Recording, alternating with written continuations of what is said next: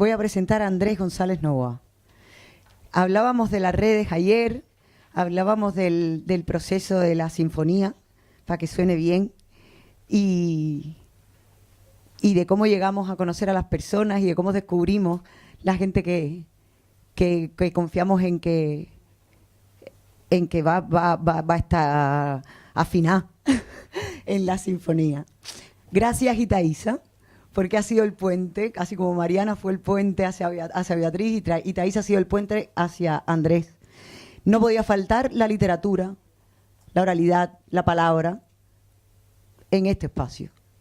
La danza, las artes visuales, las artes plásticas, la música. No podía faltar la palabra, no podía faltar el cuentero, no podía faltar el maestro, el profe. Gracias, Andrés, por la complicidad, y voy a usar esa palabra. En uno de sus correos decía, gracias por esa complicidad que se intuye en los correos, la que tú has devuelto. Gracias.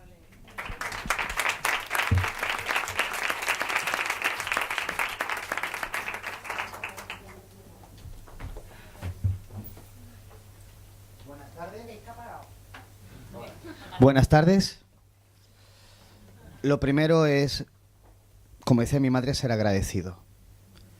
Me había prometido no ir a más congresos, estaba hasta la coronilla de encontrarme con macroeventos, con 800 ponencias diarias, en la que rompía con la propia etimología de la palabra, que es juntar a gente. Y gracias a Daidí, a Eloida, ¿verdad? Elodia, y a todo el equipo que ha hecho esto posible, de Taisa, por invitarme, que es la primera vez en mucho tiempo que me siento a escuchar a gente increíble y que me voy con la mochila cargadísima. Entonces ahora la pregunta es, ¿qué carajo hago yo aquí? Avísame, porque la gente tendrá hambre, ¿de acuerdo? Entonces no te preocupes, voy a intentar ajustarme al tiempo que tengamos. Pues todo esto empieza con un niño que llegó del norte con el corazón frío. Y viajó a una escuela que estaba en una isla entre volcanes que flotaba en medio del mar. Y claro, cuando llegó a esa escuela, pues hablaba otro idioma. Tenía botas ortopédicas, tenía un rectificador de columna, un collarín, aparato bucal y un prominente acné. ¿Qué quiere decir? Que era más feo de lo que soy ahora. Y eso provocaba las burlas de los compañeros. Y mi mamá me decía con mucho tino que los insultos son como regalos, que si yo te lo doy y tú no lo aceptas, ¿quién se lo queda? Pero yo, como dicen los franceses, rien de rien. Yo ante el primer insulto, ante el primer improverbio, patada que va, puñetazo que viene y requiem ad aeternam. Así conseguí que secuencialmente me expulsasen 7 veces del colegio, mandando de forma en una escala de picos a los compañeros pues al hospital o a enfermería. Y podéis imaginar que mi madre estaba súper contenta. Mi mamá estaba embarazada de mi hermano y entonces un día estaba con la jefa de estudios y me esperaron en la oficina, venía de hacer una de las mías y de repente pasó algo. Estaban tranquilas y me mostraron una libreta amarilla, tenía la piel del color del plátano y las hojas tenían trocitos de vegetales pegados.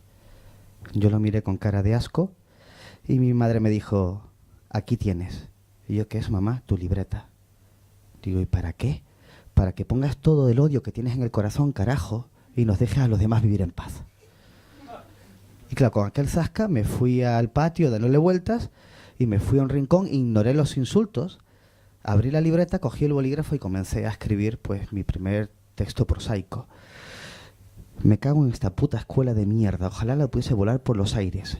Envenenaría a todos mis compañeros en el comedor, me cagaría en los apuntes de lengua. Y cuando llevaba como medio párrafo al mejor estilo Baudelaire, pues se sentó una chica al lado. Hola, ¿puedo leerlo? Ahí no lo sabía, que tenía ese instinto, descubrí que adopto muy bien la postura del avestruz, que es meter la cabeza entre las piernas. Y me quedé con la libreta ahí arriba, ella la cogió y empezó a leer. Y a los pocos segundos dijo, jo, hay que poner también lo bonito, ¿no? Esto es... Así que pasó la página y empezó a escribir. Y cuando terminó me lo puso encima de las manos, yo seguía mirando al suelo, era muy bonito, tenía un montón de chicles pegados, y salió corriendo y de repente me gritó, si averiguas qué poeta escribió esos versos, te regalo un beso. Y dije, joder. Llegué a casa con una sonrisa memorable. Me acuerdo que hacía la cena con mi mamá y le contaba toda la historia y cómo iba a conseguir aquel beso, porque yo tenía un secreto que no conocía aquella chica. Y es que mi madre era la mayor experta en poesía del mundo. Porque todas las noches, al pie de la cama, antes de dormirme, me recitaba de memoria versos increíbles que no entendía muchas veces, pero que sonaban tan bien que me iba quedando. Entonces le dije, mamá, le enseñé la libreta y ¿de qué poeta es? Y mi madre le echó el ojo y dijo, ay, pues estos no los conozco. Digo, mamá. Mamá, dice, a ver, ahora tenéis que pensar, por las canas se nota, pero que en mi época no había internet, no había San Google. No había móviles. ¿Dónde carajo iba a encontrar aquello? Y mi madre me miró, ¿sabes que hay una biblioteca en la escuela? ¿Una biblioqué? Sí, hay un montón de libros allí. Un montón de libros. Pero ¿y el libro en el que está el poema? Así que al día siguiente hablé con la profesora de lengua, le pedí las llaves de la biblioteca y me dijo, ¿para qué? Cosas mías. Me registraron, se aseguraron que no tuviese mecheros ni otro tipo de objetos peligrosos. Y entré en la biblioteca y aquello estaba, de verdad, y es una imagen que me hizo pensar mucho para estar aquí, estaba abandonada, estaba sucia, con polvo, oscura. Tuve que abrir las ventanas. Entró la luz y yo iba pensando, ¿cuántos libros de poesía puede haber en el mundo? 3. Están todos locos. No más de 3. Y de repente veo las estanterías, novela 1, novela 2, poesía 1, poesía... ¿Cómo que poesía 2? En ese momento pensé, en mi colegio están todos los malditos libros de poesía del mundo. Y si no se había quemado la biblioteca Alejandría, y digo, pues qué. Pues ahí estaba. Pero yo pensaba en aquel beso como un motor tan brutal que dije, pues cabezón que soy. Y empecé por la A y no me enteraba de nada. Pero venga ahí. Y llegué a la B. Y pasaban los días. Y llevaba 4 días sin pelearme y las maestras se asomaban por la ventana y déjalo, está tranquilito. No lo toquéis. En el patio se respiraba alegría. Estaban los niños corriendo, jugando felices. Y de repente pasó algo. Iba por la letra D y de repente encontré un verso que sí entendía. Y me quedé, me eché para atrás. Porque me dice, era de una poetisa del siglo XVII que como si se hubiera colado en mi cabeza, sabía cómo me sentía. De repente sabía que me sentía solo, que tenía miedo y que sentía mucha ira contra el mundo. Entonces, no sé por qué, pero me dio por pasar la página de mi libreta y copiar aquel verso. Y de repente fueron pasando las semanas y la primavera se iba agotando, iba llegando el verano y yo iba avanzando. Y la libreta se iba llevando de nuevos versos. Y a medida que los iba escribiendo, iba sintiendo menos miedo, menos soledad y menos ira. Pero llegó la semana final antes de acabar el curso. Y en ese momento llegué a la última página en blanco de mi libreta. Y vi que iba por la letra M. Y dije, mierda. Esto no es como los cuentos.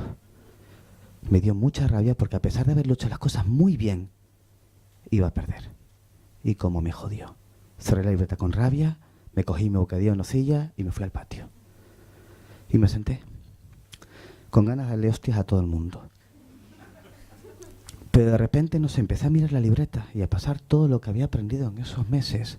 Y llegué a la página en blanco, dije, pues te vas a cagar. Así que cogí el bolígrafo y dije, si no voy a tener ese beso, me lo voy a inventar. ¿Qué coño? Y empecé a imaginarme a qué sabría, cuánto duraría, cómo sonaría, a qué olería, cómo me miraría ella. Y mientras iba escribiendo, tenía 8 años, tenía que ser una gilipollez, pero ahí estaba.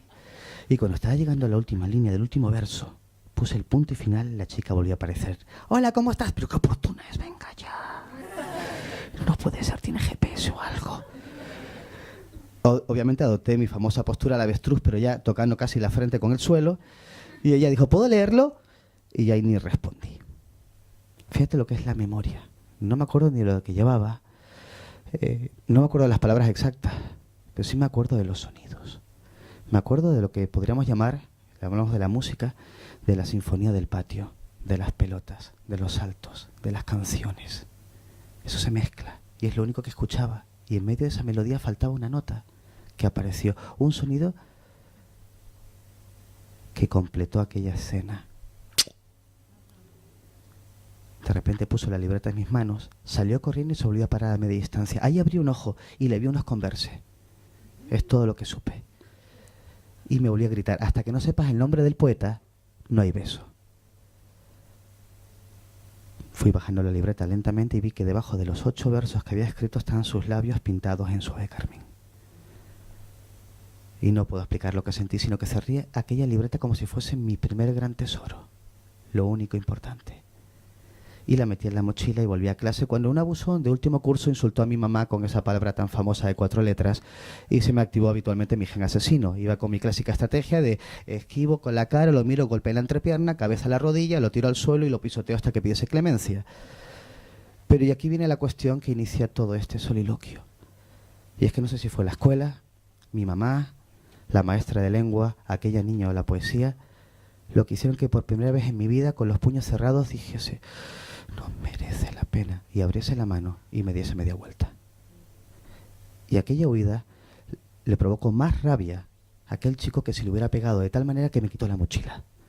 Y empezó a rebuscar y sacó, uy, la libretita de Novoa, mariquita, a ver qué tiene aquí. Y yo le pedía por favor que no le hiciese nada hasta que él se dio cuenta de mi debilidad y la lanzó a un charco de barro y la destrozó. Y os podéis imaginar cómo continuó la historia. Él acabó en enfermería y yo con la jefa de estudios. Mi madre entró hecha un basilisco. Ya no aguantaba más. Ya me cogió por la mano sin hablar y diciendo, Andrés, nos cambiamos de colegio, esta era tu última oportunidad. Y tiró de mí. Y yo sentí que mi madre estaba siendo por primera vez injusta. Así que le dije, mamá, déjame en paz. Esta vez tenía razón. Y dijo mi madre, cuando te peleas siempre pierdes la razón. Digo, mamá, me rompió la libreta. Es que me cabreo cuando lo recuerdo. Y mi madre hizo esas preguntas de madre, de maestra, que hacen que a uno le cambie la vida porque justamente son las buenas preguntas. Las que igual no encuentras respuesta, pero te hacen pensar. ¿Qué ponían los 2 versos que escribió tu amiga en la libreta? ¿Huevón? Yo que viene esta pregunta. Acabo de reventar un niño, digo, no entiendo nada, pero bueno, mi madre. Y me llamó huevón, o sea que...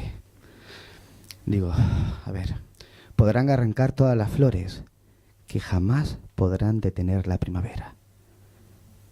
Mi madre me miró. Esos versos los escribió Pablo Neruda en homenaje a la primavera de Praga. Y yo, Neruda, la N, lo sabía, la madre que...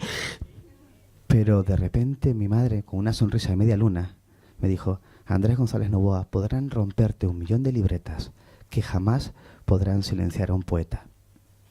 Y quizás esa historia tan antigua me hace estar aquí hoy como un regalo, porque si es verdad que sigo teniendo esa bestia dentro y yo construyo desde la ira y la rabia y cómo me pone este mundo de mierda, sí es verdad que consigo enfrentarme al papel, doblegar esa violencia que nace de mí y al final, poco a poco en la vida, me he ido empezando a creer eso que decía un poeta de por aquí o de por allá, que la pluma es mucho más afilada que la espada. Y bueno, y así empecé. Y así empecé y de repente pues ya tenía una de las 3 patitas de lo que iba a ser la acción que vengo a contaros, que es la del Festival El Cuento de los Hilos, porque la segunda vino, y comparto con Daidí, ya tenía algo a lo que agarrarme para no convertirme en un serial killer. Ahora necesitaba una cosa importante que era cómo relacionarme con los demás, cómo ser capaz de salir de mi emocionalidad y meterme en la piel de la otra persona. Esto que hemos hablado, ¿no?, de ponerte los zapatos del otro, lo que acaban de decir que es la empatía. Y eso fue el teatro. El teatro. ¿Y por qué el teatro se convirtió en algo tan importante? Por una historia real que recoge Diógenes Laercio y que vincula el nacimiento del teatro, como lo entendemos, con el nacimiento de la democracia. Y que va a explicarnos mucho de la situación que vivimos actualmente en el mundo en relación a lo político y a la participación y a la ciudadanía. Y esto quiero que os imaginéis hace 2500 años al actor más famoso de toda Grecia, que se llamaba Pólux. Fue el señor que se inventó pues las 29 máscaras y que habló de las emociones, de todas las emociones que estaban dentro. De entrada, si os fijáis en la etimología de la palabra persona, tiene que ver con emociones, con todas, porque eran todas las máscaras que tenemos, era ese concepto de persona en griego. Literalmente la etimología de persona es máscara. ¿De acuerdo? Las máscaras. Todas las emociones que tenemos somos. Yo soy las derrotas, soy mis defectos, sois mis miedos, soy Andrés. Pues Pólux era un profundo defensor de la paz. Y los griegos les encantaba hacer la guerra. Para la mala suerte de Pólux, recibe el encargo, va a trabajar para Sófocles y tiene que hacer Electra en unos concursos de primavera. Y 3 días antes del estreno recibe la peor noticia que puede escuchar un padre: que su único hijo, su adoración, ha muerto en la guerra. Le traen una urna funeraria muy bonita, le dicen enhorabuena, su hijo es un héroe de la patria. Sófocles, que entiende el dolor de su amigo, le dice suspendemos la función y le dice Sófocles no. El teatro no se rinde a la guerra. Así que 3 días después, en una noche de estrellas, en Epidauros, ante 20.000 ciudadanos y ciudadanas, empieza la función. Y Pólux, acto tras acto, impecable, hasta que cosas de la historia de las casualidades. En la sexta escena, Electra tiene que llevar una urna funeraria de las falsas cenizas de Orestes. Y casualidades que de repente Pólux no entra con una falsa urna, sino con la urna con las cenizas de su hijo en el escenario. En silencio, se arrodilla, abre la urna y vierte las cenizas sobre la escena. Y comienza a llorar.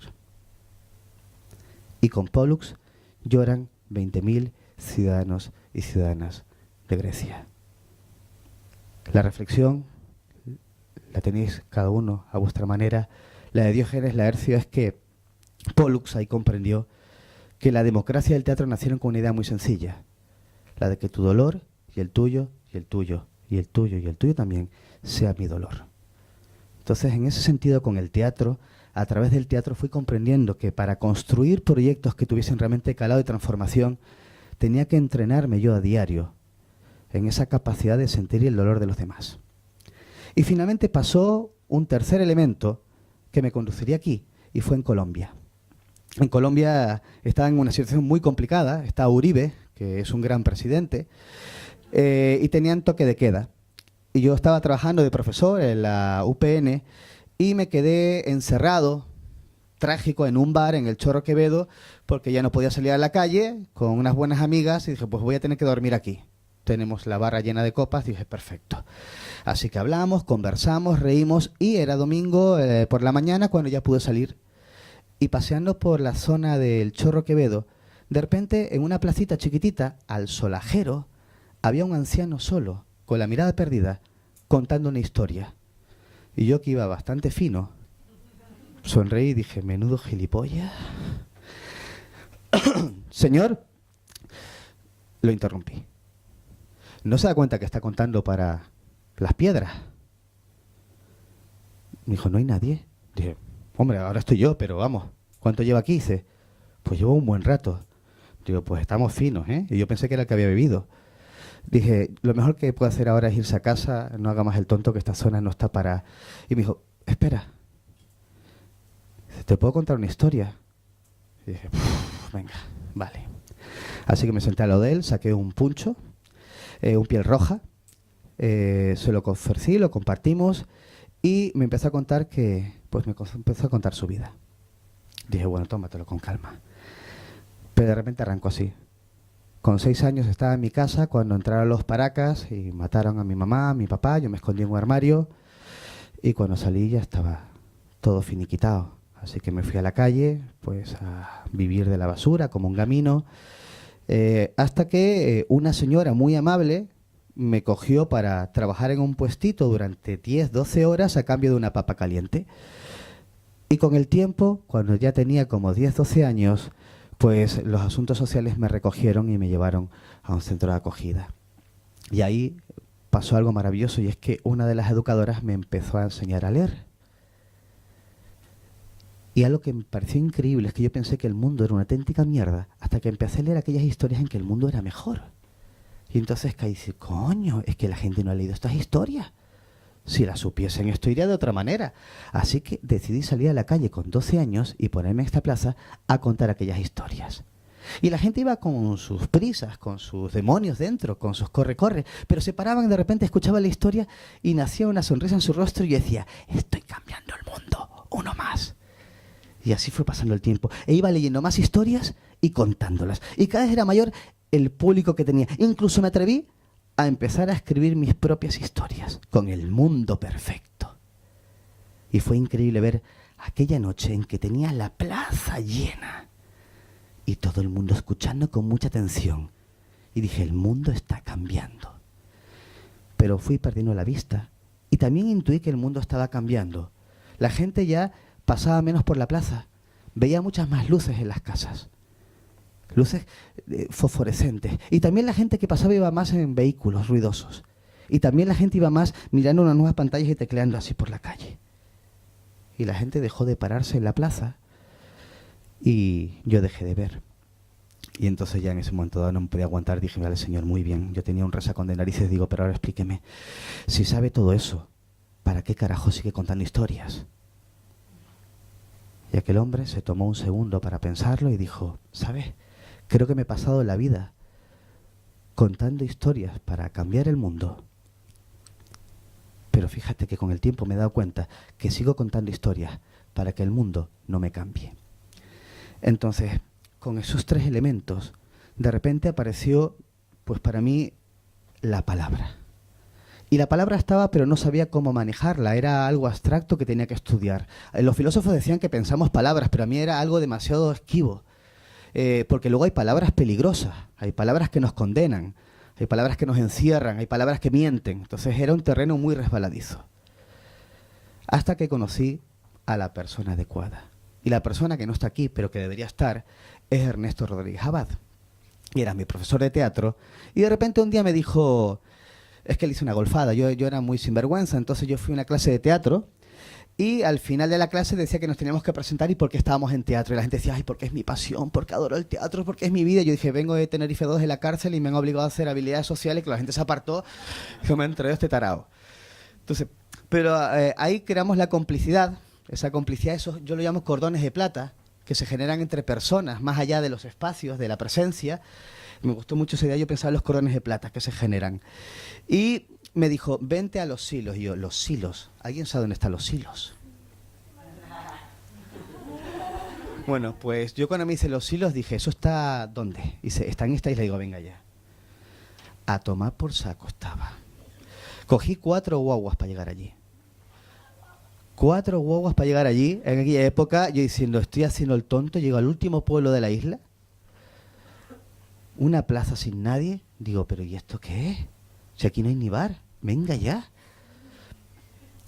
Pero, ¿cómo se nota que soy gilipollas y que solo aprendo a base de golpe? Había montado Ernesto, hacía 2 años, algo muy pequeño que iba a crecer, pues, como decía muy bien Marta, pues, a su tiempo, a fuego lento, poquito a poco y con mucho cariño. Y iba a crecer de una manera que a ver si me da tiempo de explicaroslo, porque es ya tiene una cobertura al punto que ha recibido en Ecuador el premio más importante del mundo sobre acción social. ¿De acuerdo? Es decir, como digamos, como el premio Nobel de Acción Social lo ha recibido directamente de la creo que es la presidenta de Ecuador. Es un pueblo de 5.000 habitantes que recibe a unas 50.000 personas en 5 días, perdido a tomar por saco. Que ha crecido económicamente una barbaridad, pero lo más importante, para luego ya explicaros cómo se ha hecho, si puedo hacerlo de forma resumida, por lo menos meter un gusanillo, he hecho estudios sociológicos del pueblo en los últimos 20 años, que es lo que llevo al servicio del festival, como uno más. He pasado por todos los puestos, he sido chico de taquillas, nos da igual, he sido relaciones públicas, actor, director, escritor, bailarín, todo lo que me pide Ernesto, digo, vamos allá. Pues ha disminuido los índices de criminalidad. Sus bibliotecas ha aumentado un 600% el uso. Las 15 escuelas que hay alrededor ha aumentado su rendimiento y están conectadas en proyectos. El festival vehiculiza toda la acción social de toda la comarca norte. Entonces voy a ir a los detalles. Entonces Ernesto me manda a ese pueblo de mierda, como digo yo, al norte del sur, y yo de repente me dice, es que va de cuentos. Digo, pero si eso es para niños, Ernesto, yo soy un actor serio, tío, que yo estaba en Almagro, venga ya. Carajo. Tío, y me mandas a un pueblo que vamos, además encima, con lo que contaba de las camas, encima los estudiantes nos quedamos en un pabellón con agua fría y todos en sacos de dormir, que me ha recordado, me ha hecho un guillo y dije, qué buenos momentos, tío. Mi madre, que se nos colaba una rata ahí, veía todo el mundo corriendo para el otro lado. Estaba genial. Pero de repente escucho a la primera contadora vietnamita. Y aquella mujer se tira 1 hora para contarnos cómo una gota cae hacia la mano de una niña y con su cuerpo y con su voz, de memoria porque no sabía español, tú ves la maldita gota cayendo durante 1 hora hasta que golpea en la mano. Y yo hago, digo, toma ya. Ya no fue la magnificencia de la historia, es que me volví a hacer sentir niño. Y dije, esto es muy potente. Y esto es muy barato, además. Digo, encima es que empiezo a pensar. Yo venía del teatro, de ser productor y sabe cuántas se me había arruinado por el hecho de pagar. Digo yo, esto basta con una sola persona. Digo, está genial. Entonces le dije, Ernesto, me tienes a tus órdenes, vamos a trabajar. Y ahí empieza esa historia. Esa historia con los cuentos. ¿Por qué los cuentos? Porque son la primera escuela. Porque la primera escuela que me puedo imaginar, si hago un ejercicio de pedagogía hacia atrás, es una mamá en una cova de Altamira, utilizando el primer PowerPoint, que son las pinturas, y narrando una historia para dormir sus miedos. Ya si nos vamos a la imagen de África, es una anciana o un anciano bajo un baobab. Y si uno analiza los estudios de Hambate-Ba sobre la narración oral o la oralidad, que es la voz y la literatura de los pobres y de las mujeres. Por eso no salen los libros, no sale la historia oficial, porque es las palabras de los pobres. De entrada, el cuento más antiguo del mundo, que tiene 5.000 años y que se sitúa en la zona del Sahel, habla de una niña. No es el protagonista varón. Y dice algo así. Dice que caminaba una niña con una sonrisa en el rostro por el desierto. Ella sola. Fijaos qué mensaje con 5.000 años de antigüedad. Un grupo de tuareg, los terribles dueños del desierto, al ver a una niña sola con una sonrisa en el rostro, pensaron que tenía un gran poder. Así que la siguieron con cautela, esperando el momento oportuno de la traición. Y cuando apareció una tormenta de arena, la atacaron por los 4 lados. La ataron de rodillas y la ataron. Y ahí, atada, el jefe de los tuareg, en su postura vertical, le dijo, quiero ese poder y lo quiero para mí ya, ahora. La niña no entendía lo que le pedía. La niña tenía aquella sonrisa porque tenía una historia feliz, porque tenía recuerdos, personas a los que amaba, porque tenía sueños, ¿por qué? Porque le daba la gana. Así que mantuvo su sonrisa y su mirada, y eso enfureció al jefe de los tuareg a tal punto que dijo, ¿ah, sí? ¿Con qué esas tenemos? Pues ese poder no es para mí, no va a ser para nadie. Aquí te quedarás atada de pies y de manos hasta que el sol de la mañana te convierta en cenizas. Inshallah. Y la abandonaron. Y la niña se quedó tranquila. Mientras el sol subía entre las dunas y empezaba a golpear con sus rayos en la frente, y de ahí nacieron 2 gotitas de sudor que caían por su sien. La niña cerró los ojos, tarareó, y la calima fue apareciendo. Y de repente la calima atrapó un palito. Y con el palito se inclinó sobre la arena y comenzó a dibujar. Eso es para ti. Y empezó a pintar un cuerpo oblongo. Y 4 patitas chiquititas. Y un rabo alargado. Y una nariz estirada. Y 2 ojitos pequeños pero rebosantes de inteligencia. Y 2 orejitas triangulares muy atentas. Y bigotes. Y una doble hilera de dientes afilados. Y el ratón salió de la arena. Rodeó a la niña y mordió sus ligaduras. Ella se levantó, se quitó la arena a sus antebrazos y siguió su camino por el mundo con su sonrisa en el rostro. Dicen vuestras tatarabuelas y nuestros tatarabuelos que esos son los cuentos para las niñas, para los niños, para las mujeres y para los hombres. Pequeños ratones sin gloria que nos sirven para enfrentarnos al miedo. Y fíjate que coincidía con lo que yo pensaba como pedagogo, esta historia. Yo cuando doy un discurso final en la orla de pedagogía, le digo, lo que habéis hecho aquí, estos 4 años, es vencer miedos. En el fondo la educación tiene que ver con vencer miedos. Los vencemos constantemente. Así que el festival empezó en un pueblito chiquitito con una idea de enfrentarnos al miedo y a un mundo que parece que se alimenta de la violencia y del odio. Queríamos crear un pueblo encuentado, literalmente, en el que una vez al año la gente, cuando atravesase aquel túnel, dejase todo lo terrible del mundo y se sumergiese en ese mundo de posibilidades que es los cuentos. Entonces la acción fue muy compleja, muy poquito a poco, pero que implicaba todo lo que aquí he aprendido. Implicaba que no podíamos hacer esto sin el pueblo. Costó, puerta a puerta, copa a copa, negociación a negociación, hasta que la decoración cada año del pueblo la hace el pueblo.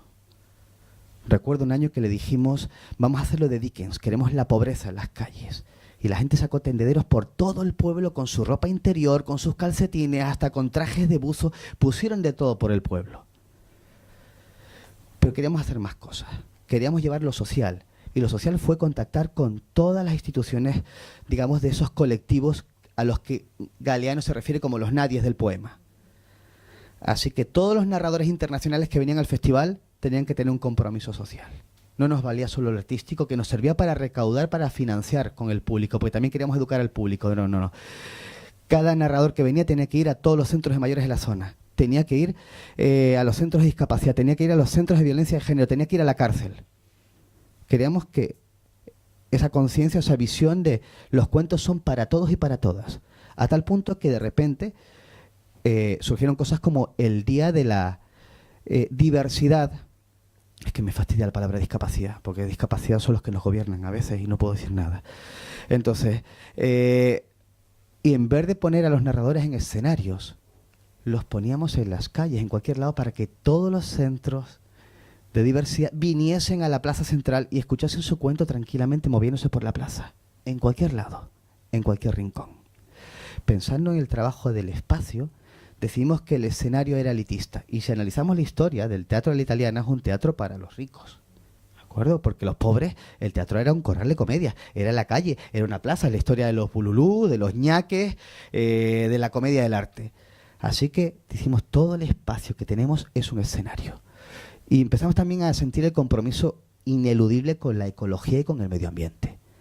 Así que una forma de reivindicar el cuidado del mundo, de la Pachamama, el actuar y utilizar temáticas de conciencia. Entonces actuamos en volcanes, en las selvas, en los bosques, en la playa, en todos los edificios que también queríamos dignificar, en los ingenios azucareros, en las fábricas. El pueblo entero se convirtió en un escenario. El propio cementerio, el ayuntamiento era un escenario. La formación, toda la gente del pueblo se iba ilusionando. Así que en esa idea que comentaba de la danza comunitaria, empezamos a ver pues el bedel del ayuntamiento, ese que decimos el tontito del pueblo, aquella señora que perdió a su marido y a sus hijos en un accidente, toda esa gente que está en un pueblo parece que está sola. Empezamos a ofrecer la oportunidad de actuar y montamos la compañía del festival con la gente más sencilla del pueblo. Y diréis, pero para una obra marginal no, es la obra central de la Plaza del Pueblo, la que más se representa en el festival, más que los profesionales. Vamos a empezar a jugar con ese elemento. Necesitamos a los profesionales porque necesitamos educar a la gente en la cultura, ¿de acuerdo? Pero vamos a utilizar las dos vertientes, la democratización de la cultura, pero también la cultura democrática. Vamos a jugar con esas dos ideas que nos van a dar mucha más potencia. De ahí también surgieron entonces ya una vinculación con la universidad. Dijimos, esto tenemos que hacerlo. ¿Me quedan 10 minutos? Vale, de acuerdo. Pues ahí llegó el contexto de la universidad. Yo empecé a trabajar en la universidad y dije, aquí tenemos que darle el soporte ya de estudio, de academia, ¿no? Me faltaba lo que decía muy bien Itaiza de que, oye, lo que no se publica al final, esto no se ve y lo estamos perdiendo. Entonces, por la universidad creamos la Universidad de Invierno. Fíjate qué nombre más bonito. Y entonces ahí los mejores profesionales de la narración y de la ilustración y de la escritura dan cursos a todos los que quieran.